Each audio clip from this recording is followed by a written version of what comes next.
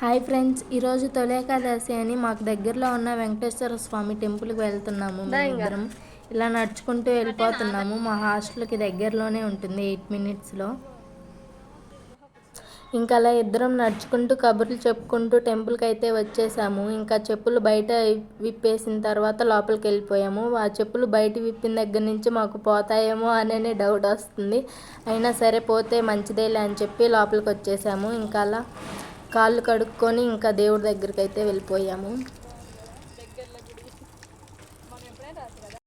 ఇంకా అలా దేవుడికి దండం పెట్టుకున్న తర్వాత ప్రదక్షిణాలు తిరగడం అయితే స్టార్ట్ చేసాము. ఇంకా అలా 3 ప్రదక్షిణాలు అయిపోయాక గుడి మొత్తం చూసేసాము. చాలా బాగుంది టెంపుల్ అయితే, చాలా పీస్ఫుల్గా, చాలా ప్లేస్ ఉంది. ఒక సైడు వినాయకుడు టెంపుల్ ఉంది, ఇంకొక సైడు వెంకటేశ్వర స్వామి టెంపుల్ ఉంది.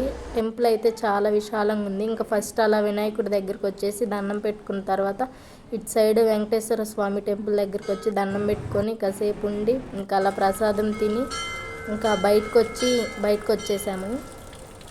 ఇంకా అలా ప్రసాదం తిని బయటకు వచ్చాము. ప్రసాదం అయితే చాలా బాగా నచ్చింది. చూడండి గుడి ఎంత విశాలంగా ఉందో. భక్తులు అయితే చాలామంది వచ్చారు ఈరోజు తొలి ఏకాదశి కాబట్టి.